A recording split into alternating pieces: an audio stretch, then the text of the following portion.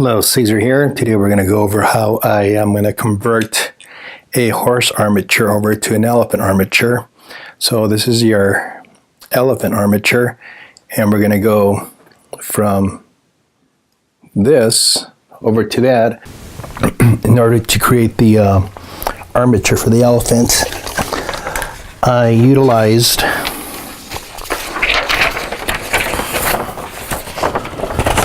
my template I created the other day.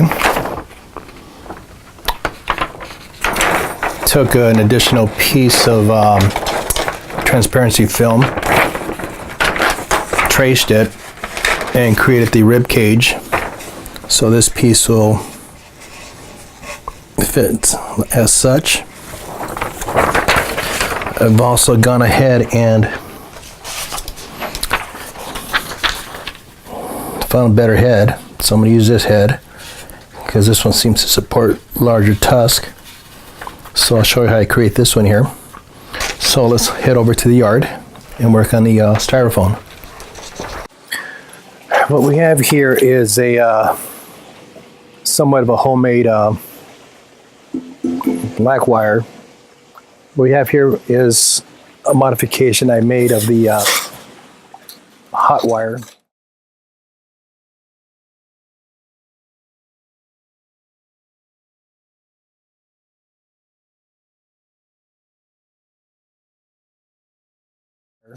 For cutting foam. I forget the name of the factory or the company I bought it from. I believe it's called Hot Wire Factory, some type of fact. So I kind of created a table here. And what I'm going to do first is, well, let me show you the darn item here. We have a wire here. It feeds through this metal item that's coated with some kind of liner plastic. On and off switch here. We have our what is this called here? AC adapter. It controls the temp on the wire.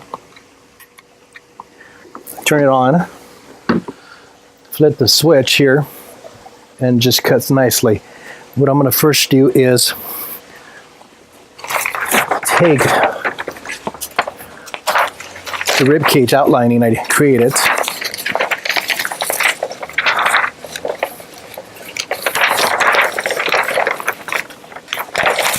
And I'm going to go ahead and place it on this styrofoam. This is roughly, looks like four inches thick. Place it here, do an outline, and run through here and cut it out. I'm also going to do that for the skull. And here's the skull. Let me get the camera closer so you can see what I'm doing. I'm taking my Sharpie here, and I have my skull. And I have my rib cage. Let's flip this around this way.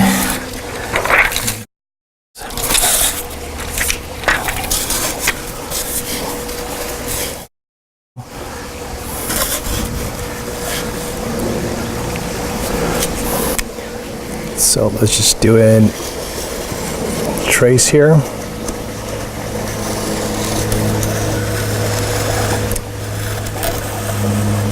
It doesn't have to be perfect, just roughly, because we're going to take 50 grit sandpaper and fine tune this here, kind of shape the skull and the rib cage. And this is my top. Let's fit the skull here, so I could use this section for some other project.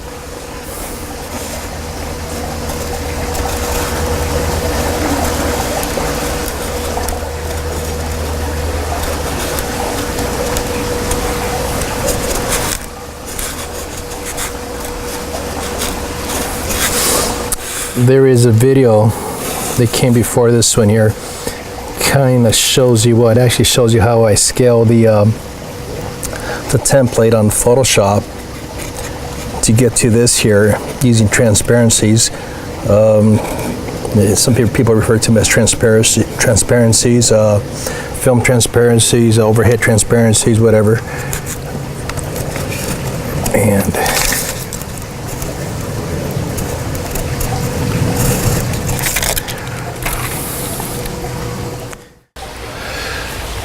here on this side here we have a switch, on and off switch.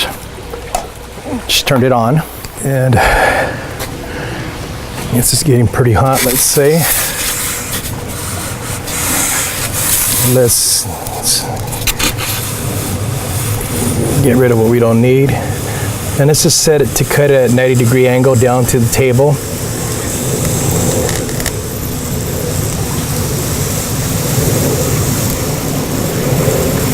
And you want to go slow.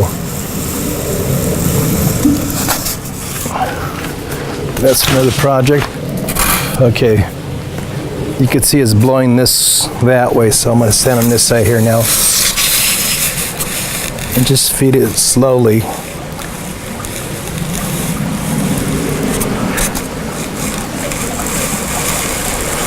Right now I have it set to max. I just want this to cut pretty quickly. I don't want to be out here too long.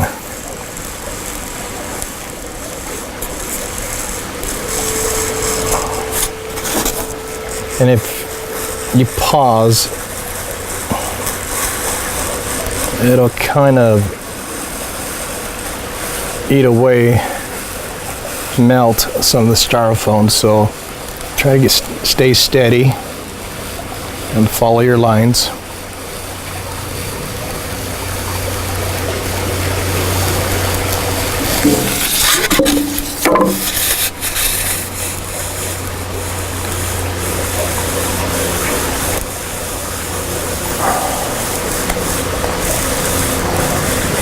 Supposedly this particular styrofoam is not toxic, but I don't trust them, so I assume everything is toxic.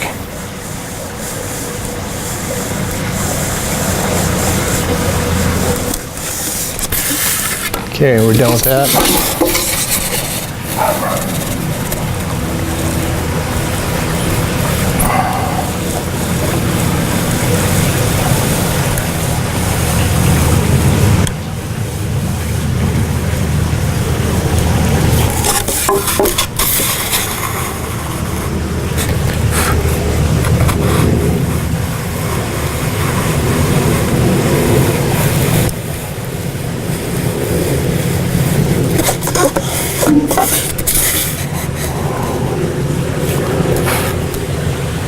See how much smoke's coming out of that? You don't want to breathe that crap.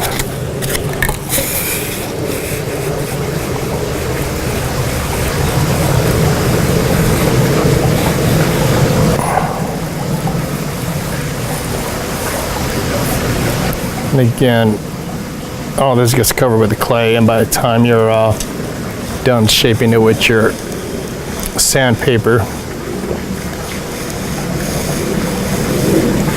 it's not going to matter if you're precise on this here.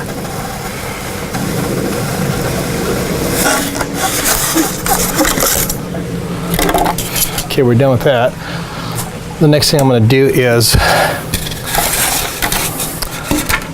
on my template, what I've done is purposely created these parallel lines. This is where my rod, threaded rod, it's going to hold my armature.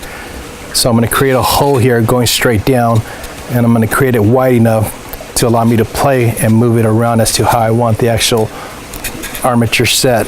I haven't quite decided on the actual pose yet, so I'm going to go ahead and just give myself plenty of room, and I'll show you how to do that right now. We could do it this way, or we could use a different tool. It's the same thing as hot wire, except it's a wand. It's in the house, I won't even bring it out.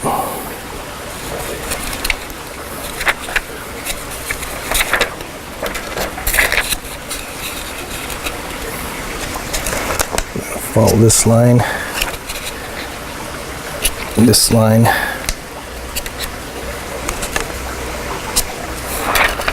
Okay, do I have a straight? Yeah, let's use this here. I'll use this as my straight edge. And what I want to do here is basically stand it and utilize the 90-degree angle I have here And what I want to do is basically create a large hole that comes from here all the way to the other side. So roughly here. So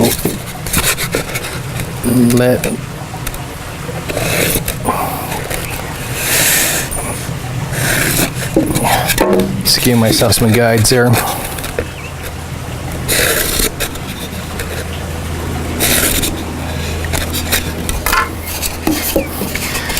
Okay, so let's fire this up again.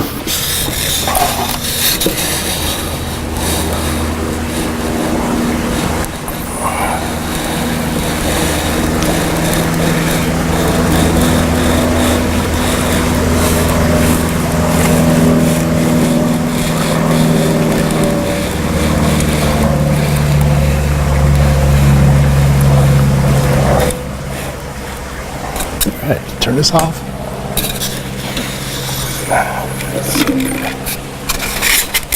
And voila, there you go. So my threaded rod is going to come through here. A threaded rod, I believe, on that particular armature stand, I think it was 1/2 inch. So let's move on to the next section.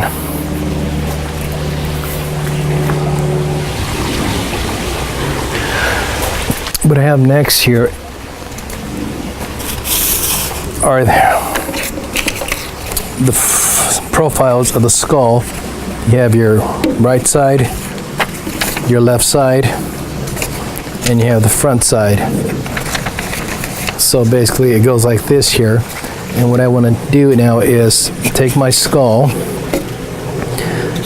and figure out where all this goes in play as far as what I have to sand off. So what we have here, I know the eyes go here. We have a cavity here, a hollow area. Here we have the area where the teeth go, the jaw.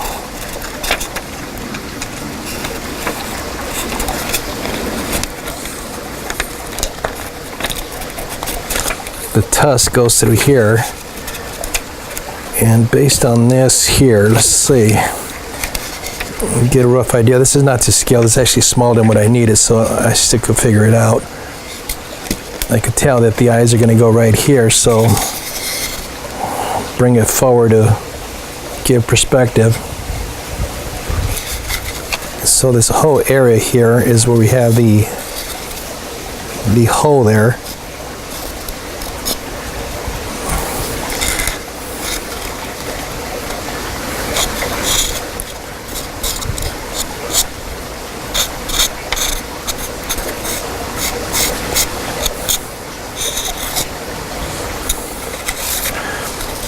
And just more or less just kind of draw it, whatever you think you're seeing here.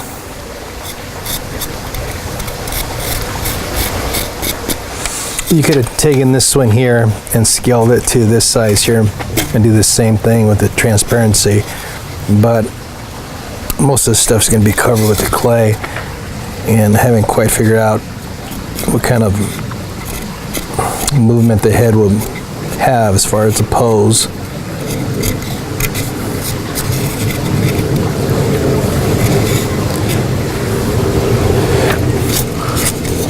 Okay, but I do know these are tusks, so I'm going to have this come down. Kind of need support.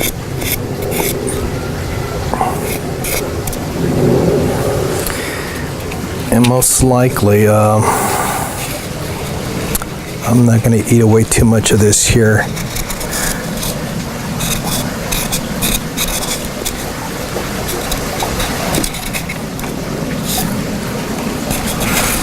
Okay, let's utilize this here.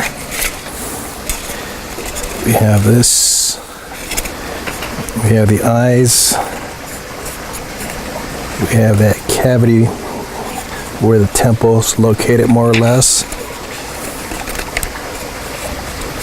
The jaw. The teeth.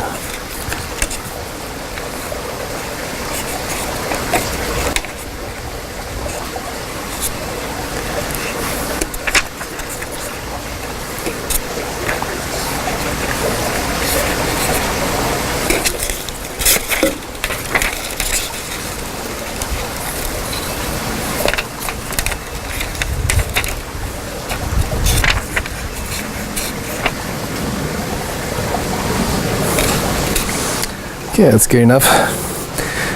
Let's move on to the next section. The next thing I do is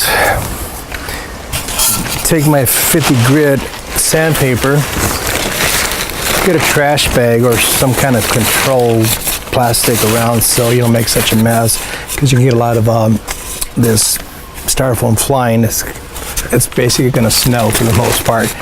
So what I'm going to do is just kind of, okay, this is the top. On the top of the elephant, you got the shoulders, you got towards the back.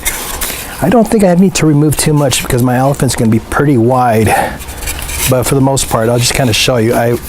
Let's round this section off. So what you do is just sand.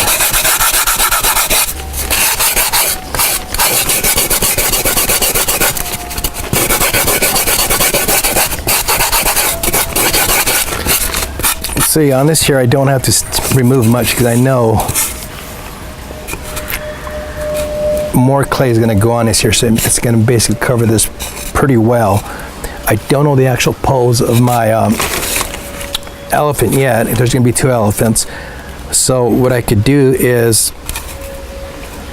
when the actual armature is in place and when I pose the elephant, if I figured, well, the rib has to kind of more or less move this way, I could take the hot tool or a different tool and just kind of cut away the foam I don't need.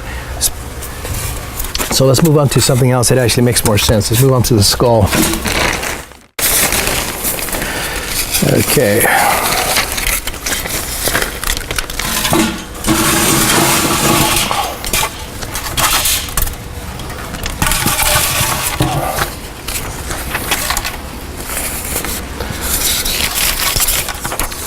Just take this here, your outline, and just constantly refer to it. Even if you're off, it doesn't matter because you got clay to basically cover your mistakes. So we got to remove this section here, the temple area. Just kind of dig a hole there.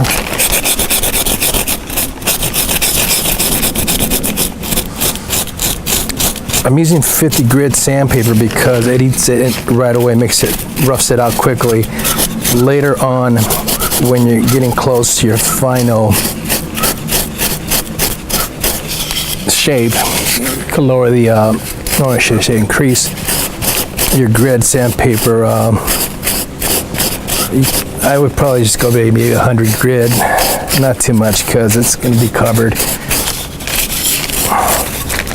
Oh, there goes my outlines.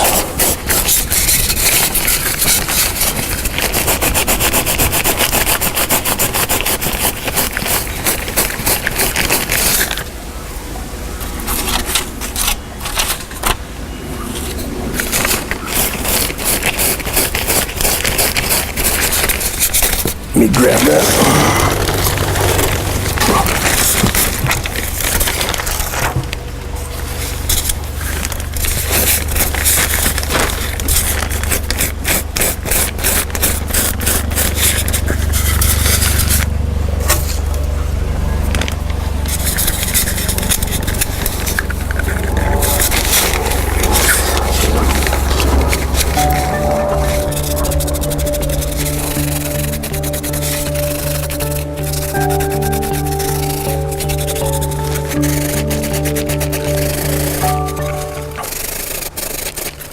And it pays to study the anatomy of your subject. At first, when I did the first elephant, I thought the tusk went straight forward. No, they flare out to the sides.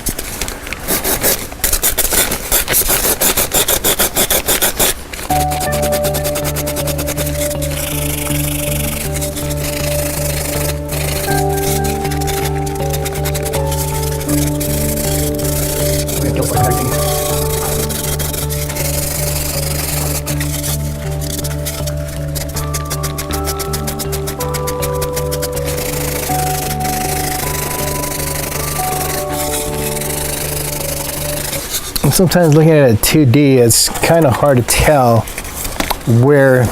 how much you should remove, but that's why I say it's, if you're looking at your subject to study the anatomy and everything,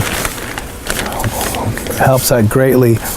You know, if you had a 3D model in front of you, that would probably make life easier. That way it's easier to follow the 3D versus a 2D.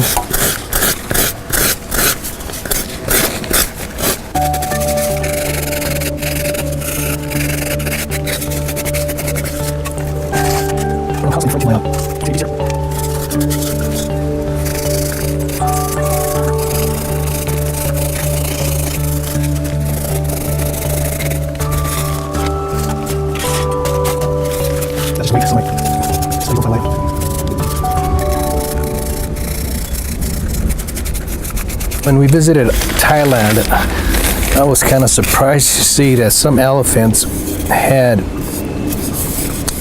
deep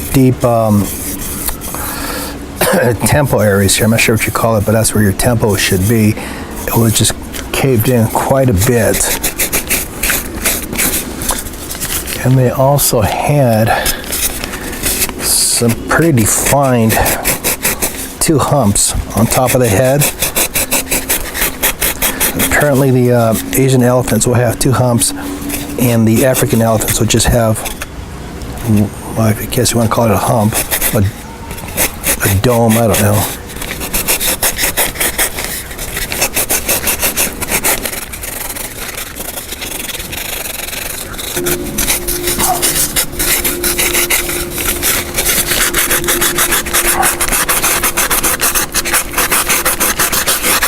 Again, this here, I haven't quite decided. It might have a big dome. Well, they're going to be 2 massive male elephants, so they're going to have very big heads.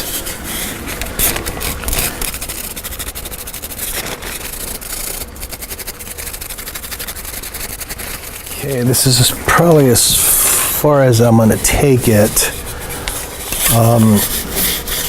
I don't want to dig too much in here because it'll get covered anyhow with clay.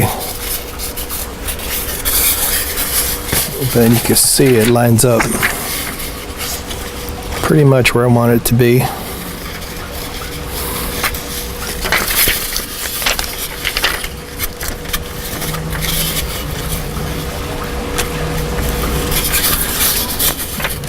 Now I don't know the width of the head, but just by looking at my armature, the head may end up being that's much bigger. So I got plenty of room to play with.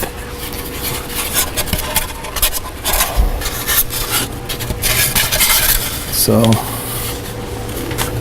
something like this here. Okay, depending the rib cage, how the body's going to be turned, that's what I'll play with later. I could remove additional foam from the back where I need to cut away. Only this time I'll probably use a hot wire to remove it instead of sanding it, because once I have my clay out, I don't want my debris here, foam, to mix with my clay. I want clean cuts, or I could use a straight edge or an X-Acto knife to be more precise. So if I were to do something like this here,